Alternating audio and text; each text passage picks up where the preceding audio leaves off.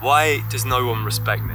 There's an easy answer to that question, but I'm not sure everyone is gonna like it. So I'll start by saying, I got bullied to shit in school. I'm not looking for attention by telling you that. It's part of my story, I've mostly gotten over it. But the ironic thing was I was always this quiet kid who tried to stay under the radar. But I kept getting picked on. It was by people in my classes, it was by people in other classes who I'd never even met before. Bro, even some of these teachers were picking on me. And I never really learned how to stand up for myself. I was just constantly getting disrespected. And something very interesting is that a lot of these teachers don't even realize that's not where the main bullying happens. The main bullying happens inside friend groups. It's people who are quote unquote friends taking the piss out of each other. It's taunting the people who you're supposed to be friends with. It's saying malicious shit to them, stuff about their parents. Literally any insecurity you can think of, someone will try and exploit that. Whether it's your haircut, whether it's your weight, whether it's the way you talk, someone will be using it as a way to get to you. There's literally no limits when it comes to this type of thing. Now obviously the expectation is you have to give it back somewhat. You have to bully the other person. But if you're not very good at that, if you're not very quick-witted, then people very quickly learn you're just an easy target. They can keep on doing it to you. And I've very often found myself in that position. So that's one form of disrespect. But there are also other forms that people don't really talk about. So imagine you open your mouth to contribute to a group discussion. And as soon as you do that, 3 guys are immediately talking over you. And they're aware of it. They know they can get away with that. Or you open up Instagram, you go on story, and you see that your friends are hanging out without you. They're not even trying to hide the fact that they didn't invite you. It's like passively letting you know that you don't matter. So that was me taking all this disrespect for years and years. And over time that like really eroded my self-confidence. But then I ended up in this very unique position where COVID hit. All my exams were cancelled. And that was effectively just the end of school. I never had to see any of these guys again if I didn't want to. And I went down this whole rabbit hole of watching all this red pill content that says, you need to work on yourself. You need to become the person that is deserving of other people's respect. So I decided to build myself up. I had all this pent up rage and anger just from years of being beaten down at school. So I started lifting weights in my room, watching all the Athlean X tutorials on how to get big. I was watching videos on how to get over social anxiety, improve my social skills. So you fast forward a little bit, I'm 18 years old, I'm packing up all my stuff for university, I'm about to move out, and I'm thinking, is it gonna be any different when I get there? Are people gonna like me, or is it gonna be more of the same shit? But to my surprise, all of my hard work ended up paying off. What I loved about university was it was like a total blank slate. Nobody knew who I was or who I used to be. They didn't know how socially awkward I was in school. There was no history there. All they saw was this new and improved version of myself, who was more muscular, who had a bit of confidence, who could actually go and talk to people. It sounds really sad, but it was honestly one of the first times people treated me like an actual person, like I was worth something. Hold up, bro, I had to literally move the camera because the sun was melting it.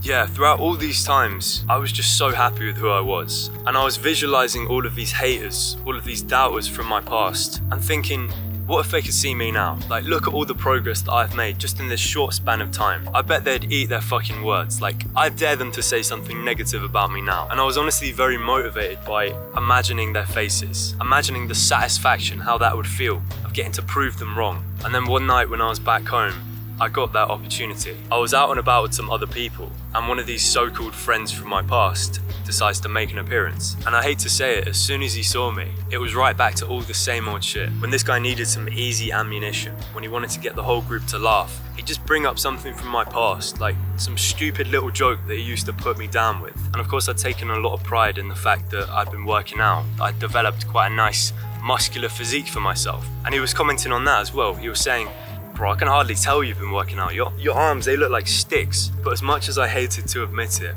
I still cared so much about this guy's opinion. Seeing him again just brought me back to that small headspace. Those times where I was the butt of every joke. And I'm not even gonna lie, when I got home, I just cried. Like, I literally just cried. It was a real existential crisis. I had to ask myself, this whole time, had I really been doing it for me? Or was I still trying to get their respect? And what I'm about to say did take me a long time to get my head round.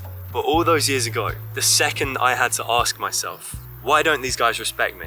that was when I'd already lost. So let me explain something to you. This guy who'd known me for years and years before, so many years, even if I was standing in front of him that night, a completely new man that I'd changed in every conceivable way, he will never be able to separate his perception of me from that past version of myself that he knew. And get this, he probably doesn't want to. So this is a concept called confirmation bias. And that means someone who holds an existing belief, in this case, this guy believing that I was inferior to him for so many years, he will now search for any information he can to confirm that that is still the case. His brain will do anything it can to hold on to that belief, to convince himself that he is superior to me. It literally does not matter what evidence I put in front of him, he will still do whatever he can to rationalize it. Whether that's treating me the exact same way he used to all those years ago, whether it's insulting me to my face, he will do anything he can to try and bring me back down to that level. I promise you, there are millionaires, there are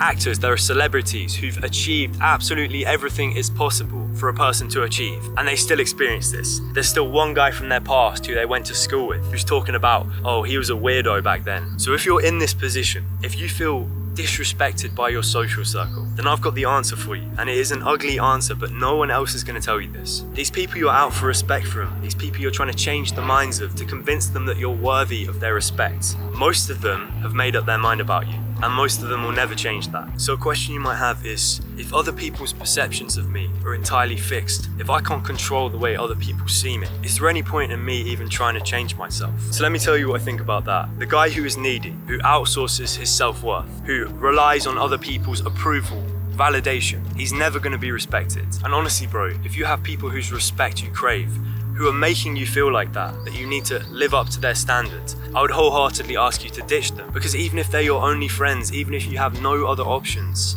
I truthfully can say that high standards and zero friends is better than a group of shit friends who are permanently gonna damage your self-confidence. When I got on this journey of improving myself, of trying to level up all areas of my life, I might have not realized that subconsciously I was still craving that respect from my old group. But the new people I met at university, at wherever else, they didn't have that perception of me from the past. They only saw this new and improved version of me, and they respected that. But by that point, I wasn't doing it for them. Even around all these new people, I'd built up enough self-respect that I wasn't nearly as invested in their opinion of me. And that is the paradox of it. The more you try to control how other people see you, the more energy, the more mental headspace you give to these vampires who are trying to drag you back down to the depths, the less respect you will garner. But if you're out here improving for its own sake, if the only person you're trying to live up to is you, then you will naturally attract more respect than you've ever received in your life without even trying. So bro, if you're in this position right now, if you have this whole dilemma where it feels like no one in your social circle respects you, scroll down to the description, book onto a call with me. I will literally give you one-to-one advice from someone who's been in that exact position. I promise you, you have my literal words that I can change things. So that is all from me today. I will see you in the next one.